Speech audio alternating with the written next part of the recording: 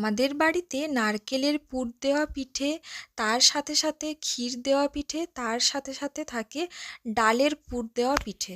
আজ নারকেলের পুর প্রস্তুতির একটা পর্ব শুরু হয়ে গেছে বলতে পারেন। প্রথমেই নারকেলের মুখের দিকটা একটুখানি ফুটো করে নিয়ে তারপর ওখান দিয়ে জলটা বের করে নিয়েছি। তারপর মা ওই নারকেলগুলোকে ফাটিয়ে দিয়েছে। 3টে নারকেল থেকে বেশ খানিকটা জল বেরিয়েছে। এবার ওই জলটা যদি না খায় তাহলে কি আর মনের তৃপ্তি হয়? আহ, কি শান্তিই না পেলাম জলটা খেয়ে। এবার চলুন কাজে লেগে পড়া যাক। আমি নারকেলগুলো কুড়ে নেব বলে 2টো কলাপাতা কেটে নিয়ে এসেছিলাম।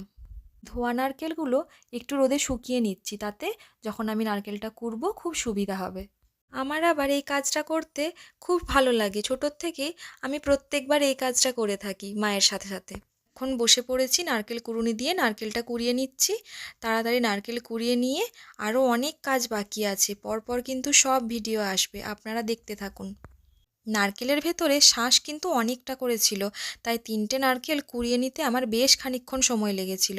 ভালো করে কুড়িয়ে নিয়ে দেখুন কতটা শাঁস বেরিয়েছে নারকেল থেকে। এবার এটা একটা বাটির মধ্যে তুলে রেখে দেবো। খানিক পরে এটাকে পুর বানানোর জন্য প্রিপারেশন নেব। কারা কারা নারকেলের পুর খেতে ভালোবাসেন একটু জানাবেন। আমার কিন্তু খুব ভালো লাগে, নারকেলের পুর হওয়া মাত্র খাওয়া চাই চাই।